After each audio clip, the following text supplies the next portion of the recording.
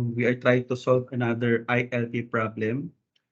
A mobile company is budgeting $15 million to construct as many as 7 transmitters to cover as much population as possible in 15 contiguous geographical communities. The communities that covered by each transmitter and the budgeted construction costs are given below. So given our transmitter 1 to 7, hence we are our covered communities from community 1 to community 15. And then given our costs for each transmitter, then the following table provide the populations of different communities. Okay. For our objective functions, for transmitter 1.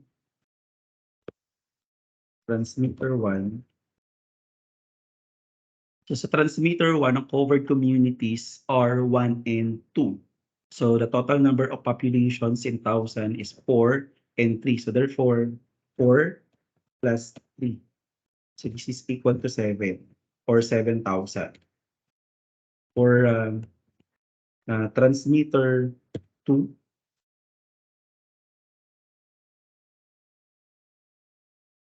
so transmitter 2, our covered communities are 2, 3, and 5. So 2, 3, and 5. So we have 3 plus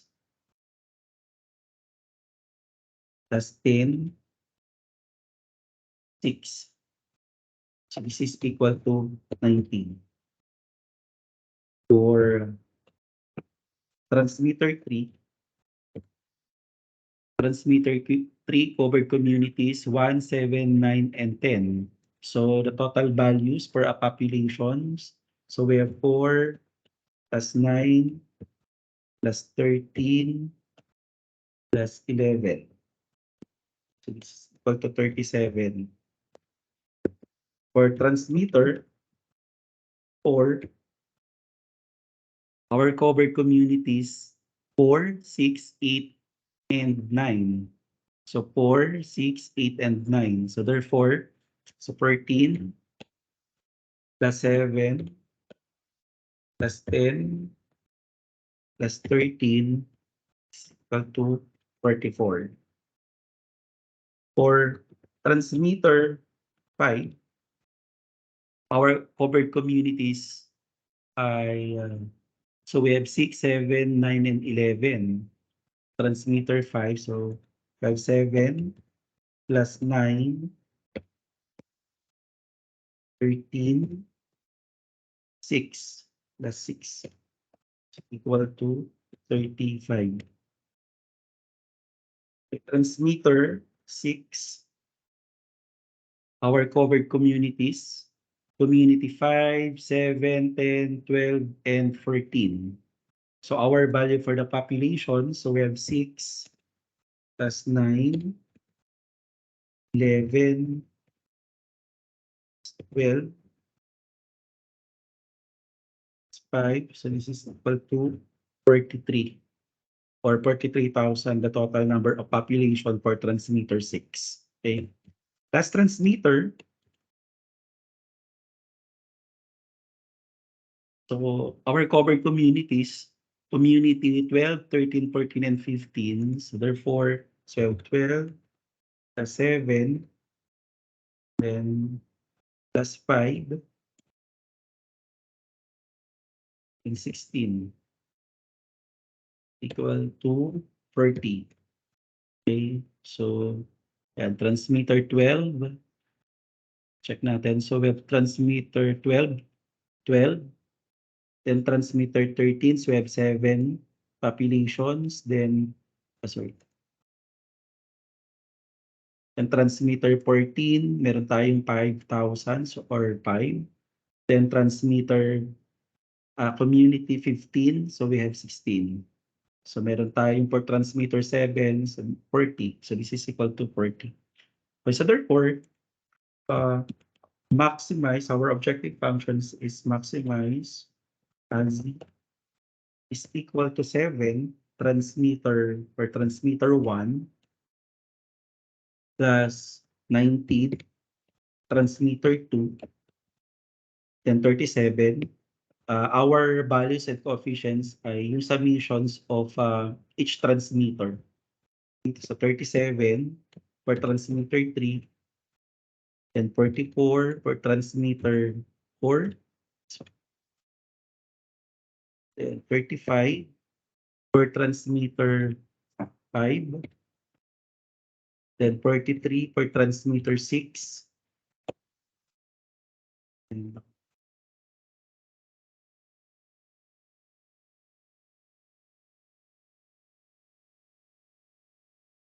then 40 for transmitter 7. Okay. Then for our constraints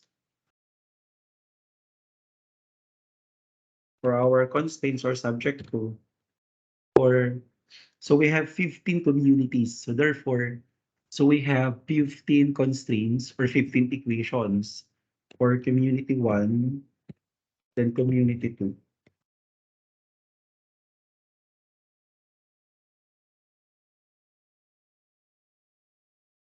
So we have 15 communities for constraints. Ulitan na lang natin.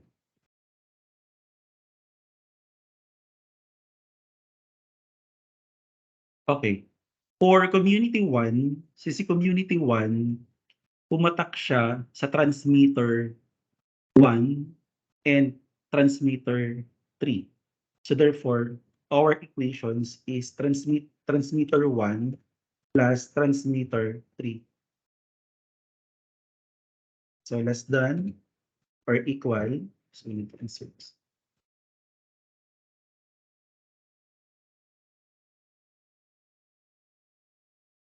Less than or equal to 2.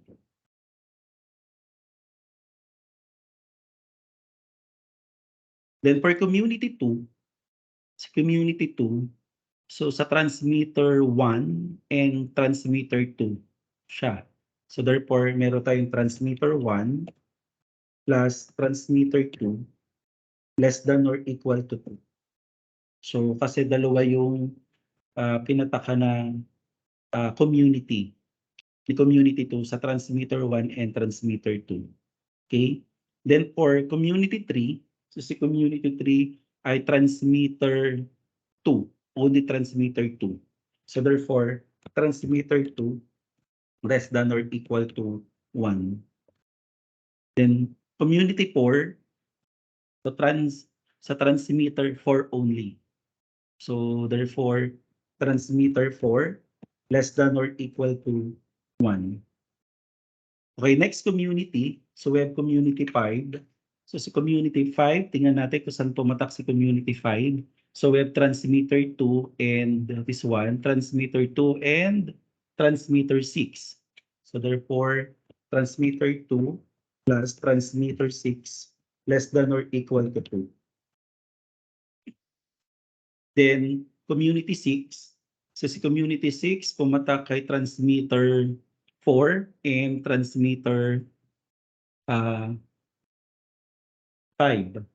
So T4, tama. So T4, transmitter 4 plus transmitter 5.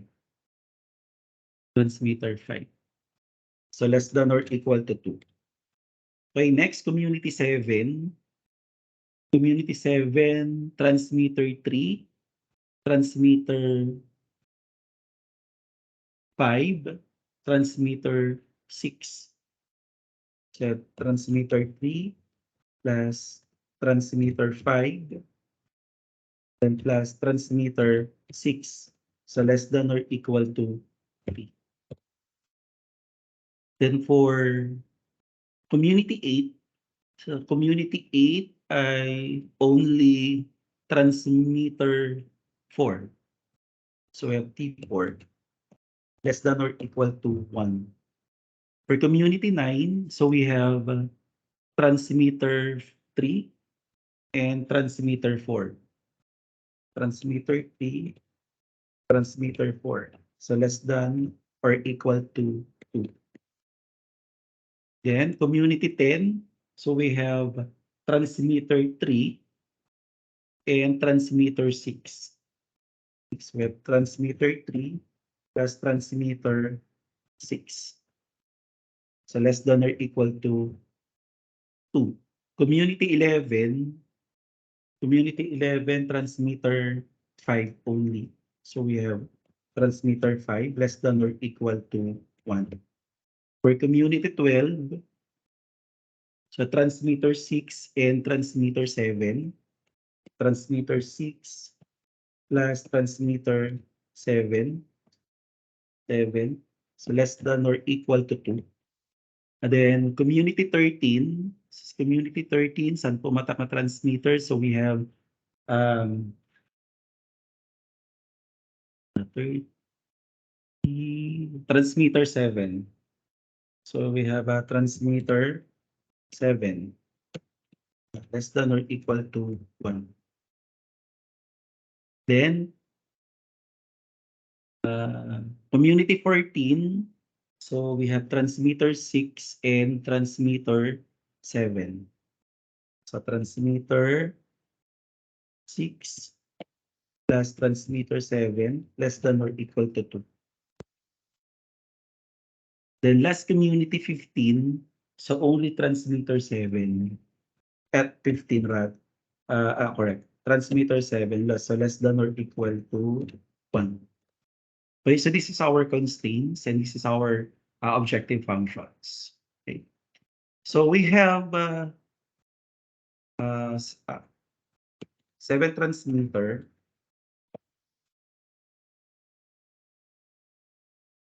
So we have 7 transmitter.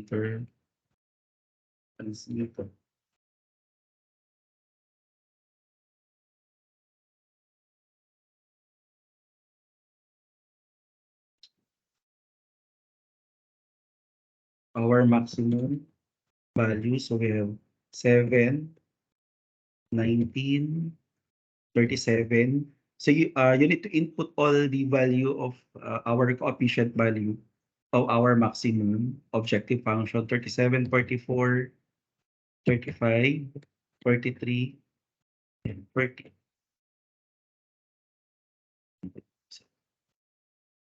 Then for our constraints,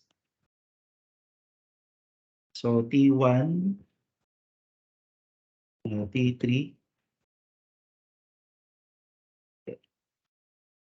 so we have less than or equal to 2.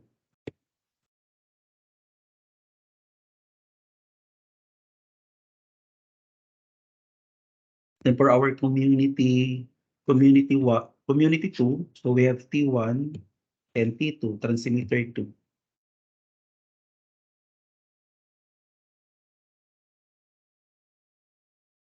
less than or equal to 2. For community 3, so we have T2,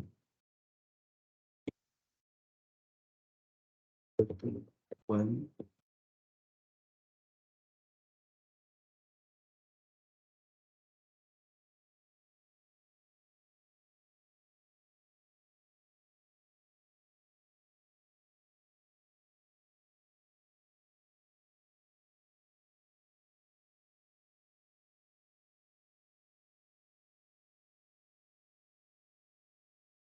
so we have community 15. Community 15. Then community 4, transmitter 4, so this is equal to 1. Community 5, chef transmitter 2 and transmitter 6. For community 6, transmitter 4 and transmitter 5.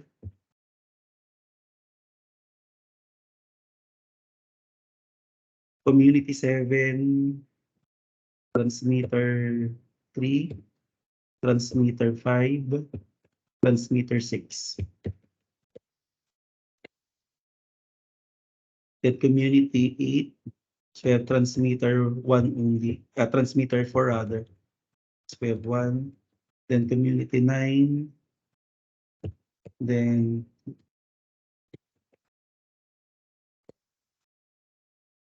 then C10, so P3, then P6, then C11, C transmitter 5, then C12, so 6, P7, C13, 1, then C14, P6, 7, and last community, transmitter 7, C31.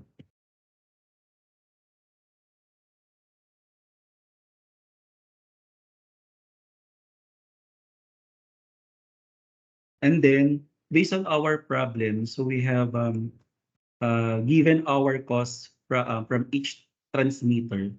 So therefore, we need to add these constraints to our Excel solver.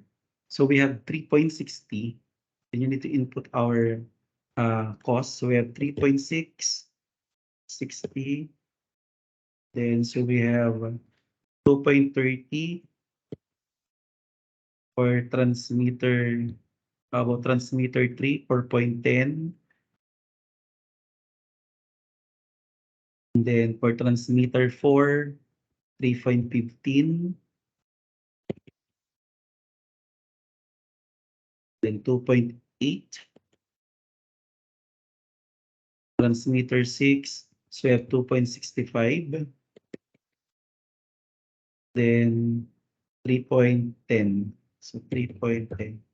So this is less than or equal to 15 kasi our budget allocations is equal to $15 million or 15. So lowest term lang natin. Okay? Then the formula is equal some product of this is our array, this is changing variable.